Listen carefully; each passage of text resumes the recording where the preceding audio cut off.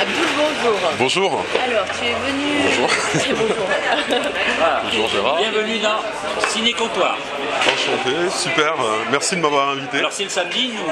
Et Ouais. puis vous, c'est le lundi. Donc, Tout à fait. en référence à... Mardi Cinéma. Voilà. Voilà, Alors, qui était c'est une la- émission avec Pierre Carnia à l'époque et Jacques Legras, que Gérard tu as dû connaître, hein, Voilà. je pense. Et oui, je travaillais avec moi. Ouais. Et Ciné Spectateur aussi. Pourquoi? Alors c'est pas un lien avec c'est pas un lien avec Pierre Tchernia, mais Ciné Spectateur, il y avait une émission qui s'appelait La Séquence Du du spectateur, Quand tout j'étais à fait. petit. Moi aussi je le regardais, la Nous porte qui s'ouvre, et on regarde, et après il y avait un extrait de film. Voilà. Voilà. Donc c'est pour ça que À l'émission l'époque. s'appelle Ciné Spectateur et Ciné Comptoir Voilà. pour un petit peu Et c'était bien, on voyait tous les extraits des films d'Alfred Hitchcock, voilà, tous les grands classiques, quoi. parler de cinéma. Voilà. aussi Mais bien ça le durait, lundi, je crois, 10 minutes à peu près, quoi. le hein. mardi, le mercredi, Tout à fait. tous les jours de la semaine pour nous c'est Tout à cinéma, fait. n'est-ce pas? Exactement. Voilà. On ne change pas. Et oui, Jamais donc, jour de c'est repos. une émission sur aussi Radio Galère. Voilà, ouais. Qui s'appelle donc Les Lundis Cinéma. Lundi Cinéma, c'est de 16h à 17h sur 88.4. J'ai créé cette émission il y a 1 an et demi avec Mathieu Grégoire, et voilà, l'idée de départ c'est de parler de cinéma bien sûr et de couvrir l'actualité cinématographique de la région avec des invités, des interviews, des sorties de salles, les coups de gueule et les coups de cœur bien sûr quoi, dont Gérard est venu nous parler justement, on l'a interviewé 2 fois je crois à peu près. je pense, oui. Ouais, facile, hein, facile, hein. De temps en temps, ouais. Vous faites partie des premiers invités de Lundi Cinéma. Voilà, avec son ami Annie Gaba de Zébeline, Oui. voilà, qu'on salue au passage. Alors, Voilà. alors, parler de cinéma c'est facile pour vous, donc il va falloir un petit peu se limiter, Ouais. hein, parce qu'on en parlerait pendant 2 heures. Ah ouais, bien sûr, ouais. Interminable. Alors mais là vous l'avez pas fait exprès, vous aussi, Ouais. vous l'avez fait exprès, vous avez mis Barry Lyndon. C'est un de vos films fétiches ça.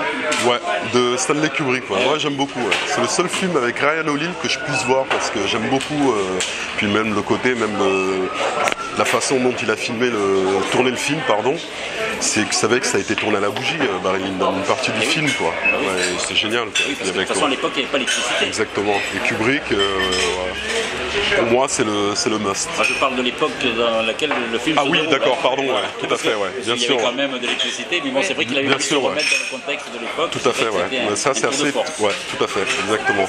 Qui est justement, on parlait tout à l'heure en aparté de Marisa Berenson, qui était de passage à Marseille. Malheureusement, j'ai pas pu la voir, quoi.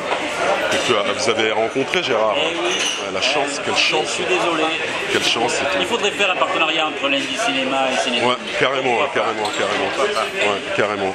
Alors, là vous avez l'image, profitez. Ouais. À radio, donc galère avec Lundi Cinéma, vous avez parfois des coups de gueule. Ouais. Vous avez des films coup de cœur.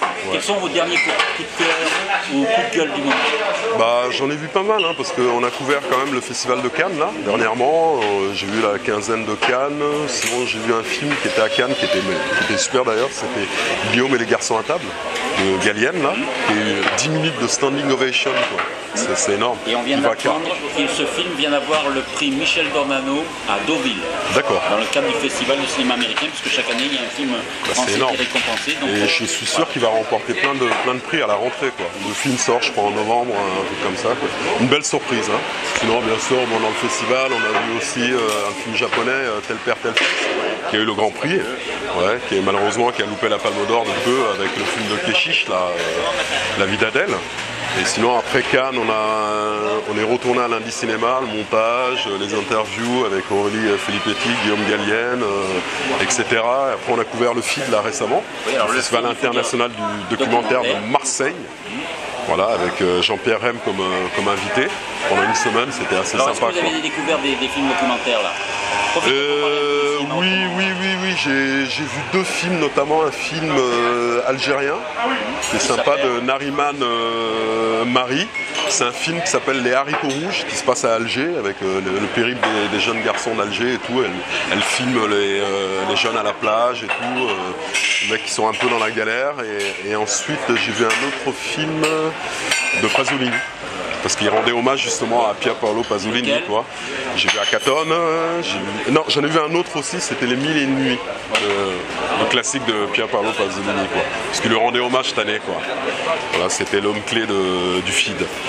Il y avait des jeunes qui voyaient ces films quand il y a des hommages comme ça, même à Pasolini et tout, parce que c'est vrai qu'on dit que les jeunes maintenant ne s'intéressent qu'au cinéma d'aujourd'hui. Et moi je pense que c'est pas vrai. Donc, non, est-ce que non, il ne faut pas non plus stigmatiser les jeunes, parce que je pense que les jeunes, enfin les cinéphiles, parce qu'on a été tous jeunes, quoi. Moi je sais que quand j'étais minot, mon père il me montrait des films de Fellini, de Sica, de Visconti, j'ai appris comme ça au Truffaut, tu vois, la nouvelle vague, je suis rentré là-dedans, quoi. Si on parlait tout à l'heure des émissions cultes des années 80, il y avait notamment l'émission d'Eddie Mitchell, là, la dernière séance, on commençait avec un western, on terminait avec un film noir de Fritz Lang ou je sais pas moi, de Sion Mac, Les Tueurs et tout ça, c'est tous des souvenirs. Je pense qu'il faut les initier justement, parce que le cinéma c'est à la fois jeune,